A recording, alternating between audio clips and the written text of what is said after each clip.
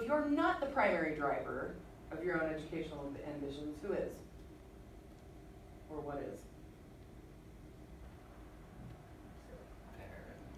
Parents. Money, okay. Was there a hand over here? I was just gonna say like money. People want a good job, so they go just for the money. Okay, so there's this trade-off, and you already know that by the time you're taking AP classes. Okay, interesting. Luke, did you want to say something? Yeah, I was just gonna say a bit of Friends too, because I didn't want to take AP Calc, but I'm in there because Max wanted to take it. Are you glad you're in there? You Oh love that. boy. Did I tell you that? Are you with Mrs. Nobody's Jensen? glad they're in that class. So Mrs. Jensen was my AP Calc teacher at West Jordan when I was in high school. And she's awesome, but she is tough. Okay. Very tough. She's very tough. There was one day, we had a very talkative class, and there was one day, and I will tell you, yesterday with our other AP class, I was almost Mrs. Jensen in The Simpsons. The other AP class is very chatty. And I have one group of boys that I call the Relief Society that just talks and talks and talks, and like no matter what, they are talking to each other and giggling and chatting. And Mrs. Jensen one day like burst into tears, and she was like, "Stop making me ask you to stop talking." And all of us were like, "Sorry," because she's so tough, you know. Like it was just such a surprise for her to. Anyway, okay, so I'm asking you this question because I want to think about the variety of students who tend to do really well in the academic setting of public schools, and who these students are, and whether the public school system is serving students who are not like this. But how many of you feel like, generally speaking, you are more curious and that you seek more knowledge in your spare time because that's just kind of who you are, as opposed to the people around you? So if you're not that kind of a person, is school as beneficial to you as it is maybe for you guys? Yeah. I think it could be because sometimes you just need like a little bit of guidance. Mm-hmm.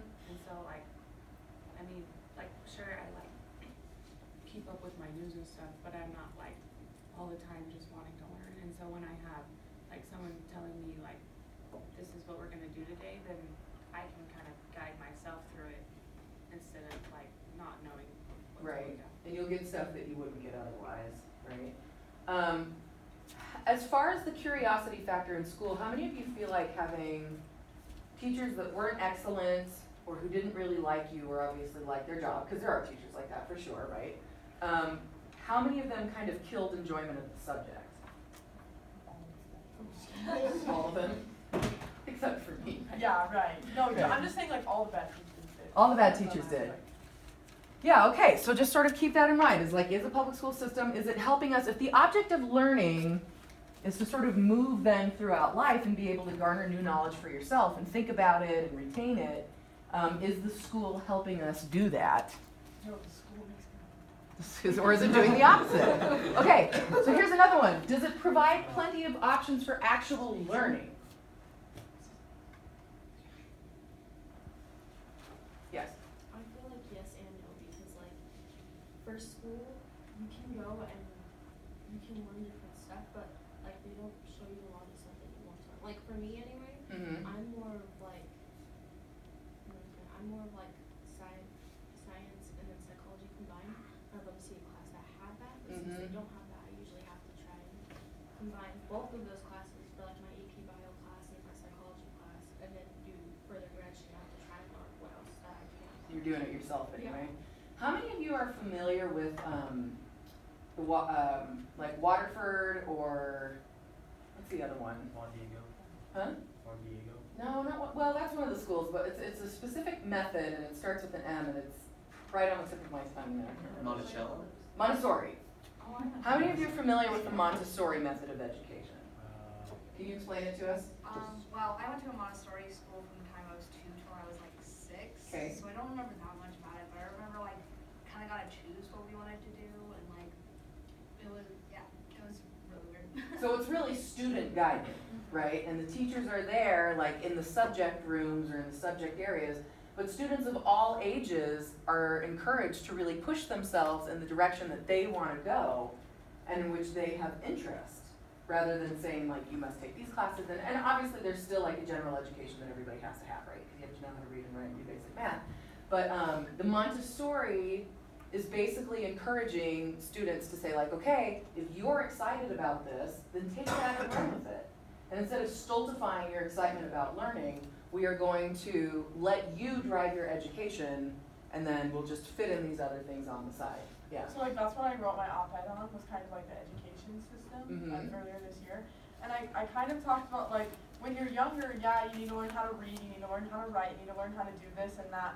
But I think like, and then I kind of talked about, but when you're 17, 18 and you're moving into college, do you need to be taking a trigonometry class if you want to be a doctor? Like, Right. you know what I mean? It's kind of like, where's the balance of having the structure that you need, but also being able to find your own interests and Right, stuff. yeah.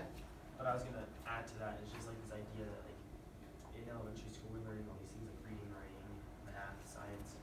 And the thing is like 10 years later we're still doing the exact same thing, just at a level Right. that it's so sometimes it just stunts the way that we think almost. Right. I was reading when I lived in Chicago, in a city called North Chicago, which was actually not that close to Chicago, it was about an hour north. And it was particularly, it was a very low income school that was like 98% African American. And so you had these young, it was mostly young boys, and they were like 5, 6, 7 years old. And they were showing up, and a lot of times they hadn't eaten that morning, and it was a tough community.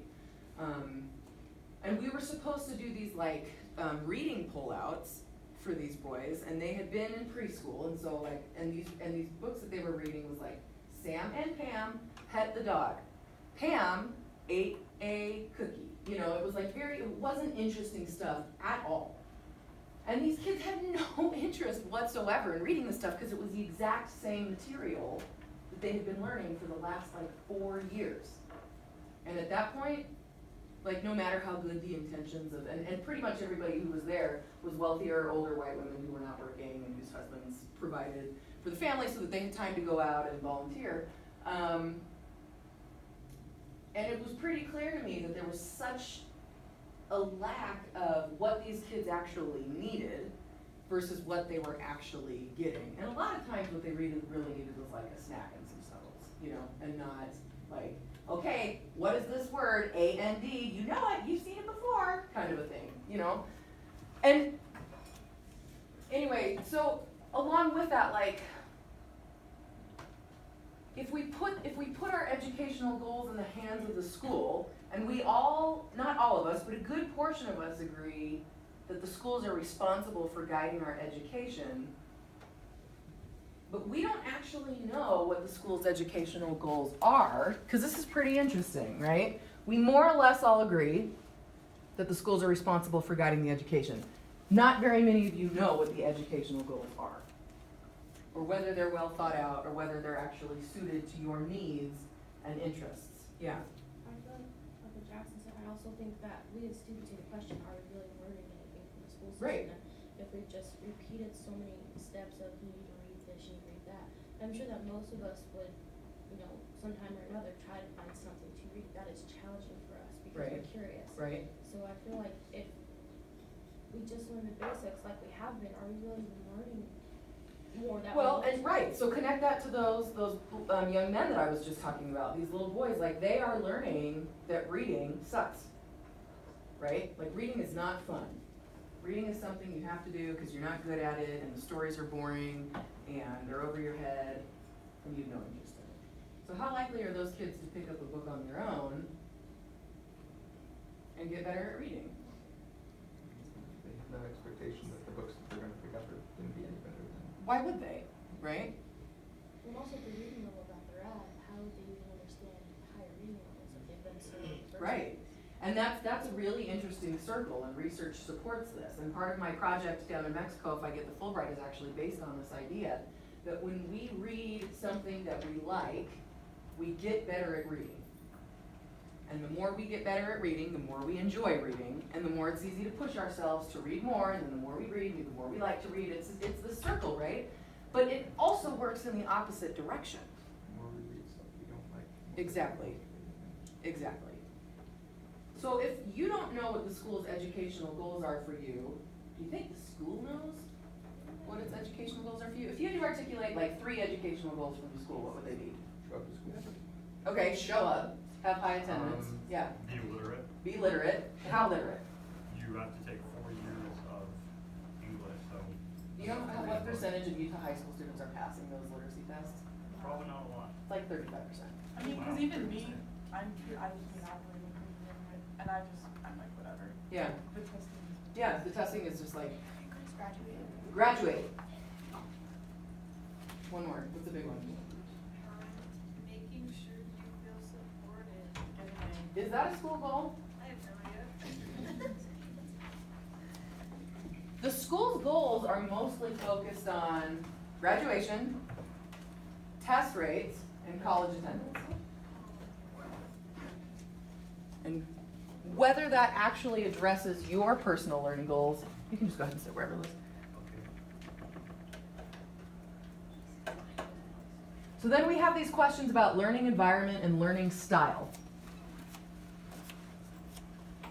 And when we were talking about how many women graduate college and even high school as compared to men and women arguably have different learning styles, right? There's certainly men that are more academic, women that are more academic, but when it comes to like sitting down and holding still and absorbing information and writing it down, women tend to be a lot better at that than men do. Little boys are a lot more wiggly than little girls, on average. So does the public school provide a positive learning environment, not only for your learning style, but just in general? I think that branches out towards more so the teacher, not even just the public school. Because Right. If you have a good teacher and you can get along with that teacher, then you can learn. And So, if you but what can't, happens to the bad teachers? I think a lot of kids don't They, take it they first, stay. Yeah, And a lot of times kids Right. take their classes, cause even though they're bad, a lot of times it just means the class is really easy, cause the Mhm. teachers don't really care. Mhm. So the kids take that class anyway, cause they just wanna get the good grade, so then they're not actually learning anything, cause the teachers are bad. right. And the kids don't really care, they just want the grade. I had a CS class, and the teacher didn't know anything about computers, like nothing. And it was like, this is how you open a spreadsheet, and this is how you send an email, seriously. And we had to do this project, and she gave one of my friends in the class a B minus. And my friend went up to her and was like, why did I get a B minus? And she goes, what grade? This teacher did not like students. She goes, what grade do you think you deserve? And my friend was like, well, I think I deserve an A. And she goes, all right, fine. Okay. And we were like, okay. Who had their hand up? Yeah. I was talking to, so my friend's dad's a teacher, and I was talking to him, and he's talking about how like this teacher didn't like their job and they weren't that good at it, and I was like, well, why don't they fire them? And they're like, we're part of a union, so basically you can't fire, like you have to resign or like quit. Do you know how hard it is to fire teachers? Yeah, like you can't fire. It is teachers. extremely difficult. Yeah. You can't drug test teachers unless you have such strong probable cause. Like if I showed up and I was obviously stoned or drunk, and enough of you went to the principal and was like, something is going on with Miss Emery, then he'd probably have to look into it. But like, as a requirement for getting a job, no.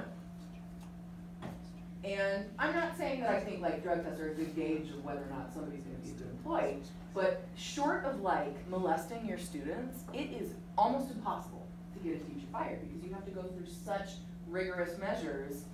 It's, yeah. Well, one of my teachers in junior high, so I went to Matheson Junior High School. It's not Okay. bad. A lot of drugs there. Right? So great. Wonderful. One of the teachers ended up going and on his breaks, and that like kids would complain to the principal, and the principal just didn't care. But it was like all complain about him going to the bathrooms and smoking blunts in the bathroom. No way! He would walk out stoned. Like he couldn't walk. There's one time he actually fell out of the boys' bathroom. Out of the boys' bathroom, not teacher's bathroom, boys' bathroom.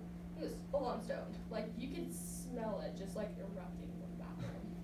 Wow. As he walked by, and like the principal just didn't care. He's like, we're short. I'm like, this Right. teacher can't even teach us the correct math because I can't even, because that teacher was so bad for me.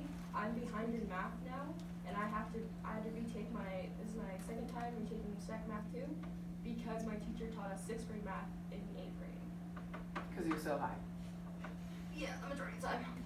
Not drunk, which I was surprised. Right, and sometimes like the schools, yeah, they just need more bodies in the classrooms, yeah. Cause I feel like that happens a lot now, like even like, cause like learning styles, like if a student's, like with these required classes, like a student's put in a classroom, and they don't learn from this teacher because they just don't like they don't get their learning style, even if it's not a bad teacher, then the student is automatically put behind the next year. Right. Because they didn't properly learn the stuff. They call that Swiss cheese learning. Yeah. Right, so you've all seen like a block of Swiss cheese and it's full of holes. So the first grade, something like that happens, and it's especially bad with math because math necessarily layers on itself. You get a little hole here and a little hole here, the next grade there's another hole, and by the time that you've got a block of cheese, math cheese, it's full of holes, right? And how useful is that when it comes to actually applying it to real life situations, right? You have to take it again, which sucks. Yeah. Like, I have the same problem when I was like, last year I came in from like 9th grade and I was like, oh, I'm like caught up with like what everyone else is doing, and I ended up failing one of my quarters because I was so far behind, just because like I had a teacher who would do all the work separately and then put it up on the screen and say, this is how I did it, but like wouldn't go through the steps. So I feel like, because I'm more like a hands-on learner, like I need someone to sit down and show me like, this is the step-by-step and like, this is how you do it, and like kind of just like help me walk through it.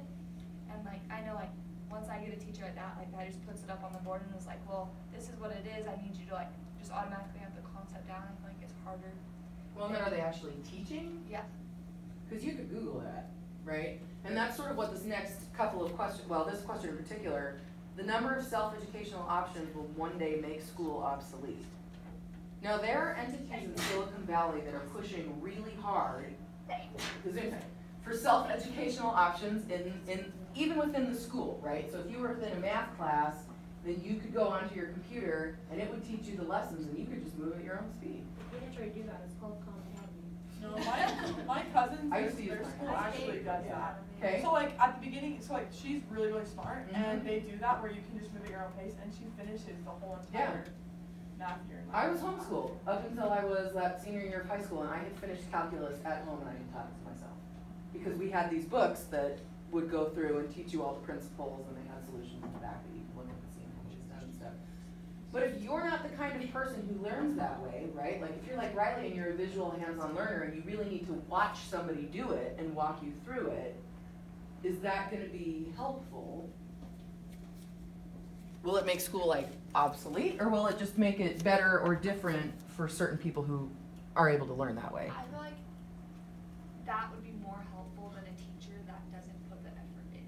Like I would rather teach myself it than have a teacher that's like, well, why? Oh, interesting. Okay. I mean, if you have to teach yourself anyway, you may as well just be teaching yourself, right? That's literally what I had to do, like, for my 8th grade or 7th grade, 8th grade years. Like, I had to pretty much breathe and depend on Khan Academy to teach me things I learned. Because the teacher was, like, so stoned one time. He literally told our classroom to stop talking, even though he told us to go into a classroom discussion to get our partners to help us. Was he at least giggly? No. Oh, He man. wasn't giggly. He got madder. He wasn't even got more funny. stoned. And then he would just tell us, like, I think I have a picture on my phone of it, but he literally put, please stop talking or please shut up on the board, like on the projector board. Oh my gosh. I might do a lot of things wrong. I won't ever do that to you. What do you guys think about standardized testing? I think whack. it's so dumb. But is that strongly disagree or strongly agree? The red one is disagree. No, sorry, And the blue one is bottom right. strongly Is that disagree. blue? Okay, sorry, how did No one put strongly with me. No one puts I strongly do. agree, although we do have some Let me degrees. just take it. So if this is how the school is measuring your success, if this is where their goals are wrapped up in, but you don't think that it allows them to show your educational progress, then why are we doing it, and who's making these decisions here and there? So like in that setting, the reason why I think they're using standardized testing is because they're trying to show the development of the whole school and not the individual. Right. Which I think to show the development of the school, it's a good idea, but to show the development of an individual, it's not a good idea at all. Okay. Because each individual is different than the next person. Right.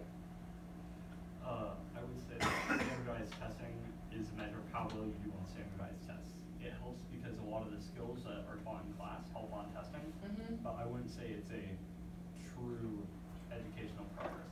Okay, Yeah. what do you think? I feel like you just alone with through all the tests. If you don't know an answer, you're gonna guess it on it. So Right. sometimes tests, it can't even be really what you've actually learned. It's did you guess the right answer? So Right. sometimes it's not actually like showing if you learned it. It's showing how good a How you test go- it was, I guess. Yeah, right. How many of you are really good test takers? How many of you are really not good test takers? But if I were to ask you about the concept, you could explain it to me. Yeah. Yeah? Okay. What do you think about this? This is something that I want you to do some research in over the weekend so that you can come ready to talk about it next time. How did we get to the system that we have now? Because in Best in Class, remember like 50 years ago, how many people actually graduated college? Or what was it, like 100 years ago? Yeah, not very many, right? Not very many at all. What do you think, Riley? I feel like when the system was first started, like they had the best interest in mind, like they wanted everything to like everyone to succeed and like improve. Mhm. But I kind of feel like now it's like I just want you to graduate. Like Okay. they're gonna do whatever it takes to get 100% on tests, an A in the class. You know why that is? Because you get paid. funding is linked Yeah. to school performance. That's a big part of it. Here, here, and then here.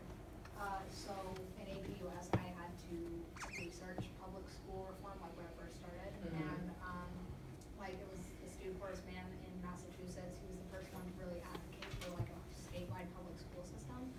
And like, I think it did have the children's best interest in mind because it was like only the rich could get even a basic education back then. And he just wanted to make sure that everyone had the same base level so Right. that everyone could be like at least know a little. Okay. Kim? So it's like, I don't know how many of you have heard that, it's like this guy, and he talks about like social issues, but he talks about them in like, it's like, kind of like slam poetry, you know what I mean? Mhm. And he did one and it was called I'm Suing the School System. And it basically, in it, he talked about how how the whole entire world is so developed, how we, you know, he like showed examples of like, this is a car 100 years ago, and this is a car now. This is a, you know what I mean? And then it was like, this is a classroom 100 years ago, and this is a classroom today, and they looked exactly the same. Right. And so I think just the problem with the school system is everything is changing, but the school system is just still lacking in just changing. Right, and we'll talk about part of why that is. We'll come back to that. So I know Alex wanted to say something, and then in the back, and then remind me of your name, I'm sorry. Jackson. Jackson and Tim. Jackson. Okay, go ahead. So I feel like when they first started with the education system, that it was to help students, but I feel it has evolved more into a system of containing children, Like babysitting? basically for the majority of your childhood, so that you don't do, you know what I mean? Mm-hmm. Because that's why they focus so much on attendance, because if you're not here, you can. What are you doing? Yeah. Smoking pot in the bathroom. Yeah. Like So- your teacher. I have to agree with Alex on that, but also, I have to like say that like, I think that, so I agree that it was designed with children's best interests in mind, and I still think that first, like, with Emory, I would think that you would still think that education is for children's best interest. That like a lot of teachers believe that still, but it's almost gotten to the point where it's like check off list, like we have to do this, we have Right. to do this, we have to do this. But I still think that there is that underlying thing that we want kids to be able to go out into the world to be successful. Okay.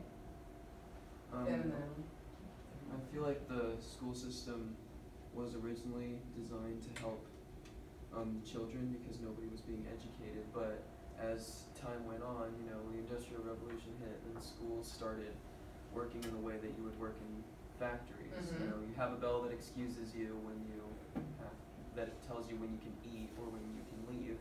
right. Or, you know, you have an assigned seat that you can't change Right. because who knows what will happen. What were kids doing before school?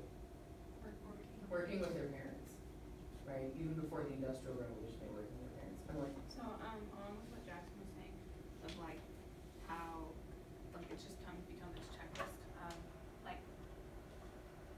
the times are changing where like you don't have to go to college to get a good job, because even if you do go to college, there's some chance that Are you guaranteed a good job? yeah, and that you're gonna use the degree that you used in that.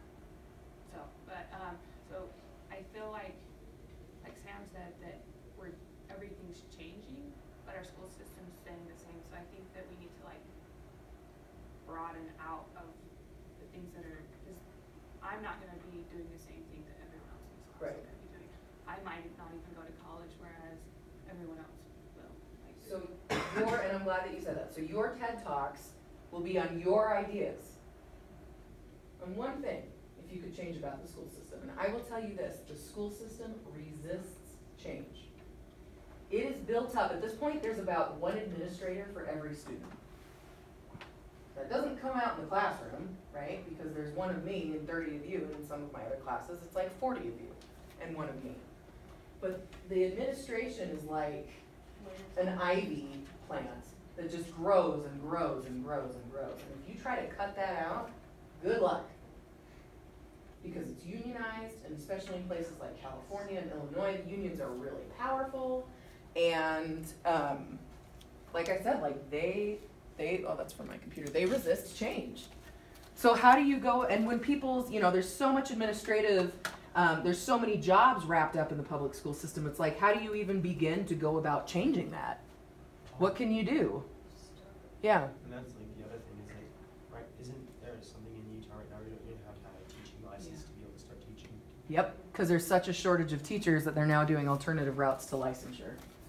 And you hear a lot of rhetoric now, and some of this is supported, but you hear a lot of rhetoric about like anti-teacher rhetoric, right? Like, why should we pay them more? They have summers off. Their job's not that hard. They only work 6 hours a day. They only, you know what I mean? And there's also potential for a lot of money to be made wrapped up in for-profit education, like charter schools, which can be, they're nonprofit, but they can still be for-profit. People make a lot of money off of them because they have a guaranteed stream of government money. So at the same time that we're trying to figure out how we can fix the public school system, there's also this concerted effort to make the public school system look like it's failing more than it actually is. I don't know, it's really interesting. Alex, what do you I'm think? just gonna go back to the checklist. I mean, I was just gonna say, like, can we really assign the same checklist to every single person? Right. I mean, we're all different. We all have different interests, different, you know, whatever. But, like, how do we change that so the checklist is unique for every single person? Right. Especially when you have to show everybody graduating going to college in order to get funding, right? This is kind of funny. Look at the numbers on this one. Should learning be fun? Yes. Is learning fun when you're really interested in something? Yes. It is fun. I think it's fun. When you're reading, I mean, fun might be an overly simplified term for it, but is it a pleasant experience to learn more about something that you're interested in? Yes. Certainly. Is that happening in the public schools?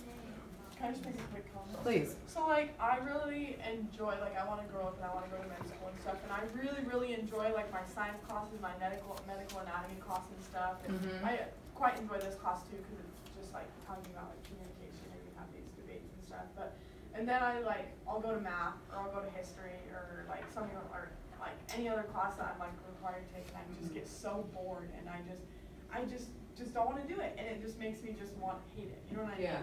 And it just makes it awful. Where otherwise you might actually sort of be interested in it. Uh-huh. They don't teach to us, they teach. This isn't Yeah. like necessarily about this one, but Mhm. I've noticed that, for the most part, like the data doesn't really show it, but for the most part, we're all saying somewhat of the same thing. And so we all have these views of like what's wrong with our school system, yet nothing's changing. And so Right. like you have, from what I can tell, you have the same views of like what's going on. And everyone else agrees that there's a problem with our school system. Why isn't anything So being why, done? yeah, so why isn't it? So who's in charge of making these decisions? People who think they have power. People who what? People who think they have power. People who think they have power, or people who have power? People love both. Both. People who have power, but who are they? School board? School boards, okay, school boards. Who designed No Child Left Behind and the Every Child Succeeds Act? I don't even know what they're on. No The child left government. The government, who in the government? I like that, it's Michelle Obama. Well, Michelle Obama's bill that she had to die on was that school nutrition, now everything tastes like shit. I was like, fat-free chocolate milk, are you kidding me? But really, like, who is making these decisions? I have no idea, they won't tell me. So my sister and I had this conversation a lot, like back when she was in high school, because her teacher would say like, these people that are deciding our future and our education haven't stepped into a classroom since they graduated, and so they like don't see that things need to be changed, and they don't believe it because they haven't been. Because they have a lot of good ideas, right?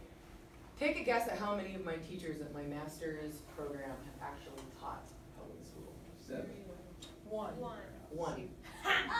Yeah. And she taught at low-income schools, and she's dealt with tough students and classes, and she's good. And all the other ones have great ideas. But we have this one guy who's like, never snake brain your students. And what he means by that is like, never calling your students unexpectedly. So I couldn't say, Laurel, what do you think about that? Because he expects you to be like, what? I don't know, I'm in the, you know, and then he would be like, then you're gonna give her anxiety, and then she's not gonna wanna learn, and it's like, what? Keep them engaged. Like, why don't you develop a relationship with your students, and then when you call on them, they're not snake brained. And also, like, trust that they're competent enough that you could ask them a question, and even if they don't know the answer, they're not gonna, you know, go into. And, yeah, shock, yeah, allergic to being asked questions, yeah. If you do the snake brain thing or whatever, doesn't that keep the entire class engaged because they never know when they're going to get called on, so you always have to pay attention? Well, that's, some of the other teachers think that, yeah, Is it number 1? Is it numbers? but, should I go answer it? In my Yes. political science class, that is actually the most boring class I've ever taken.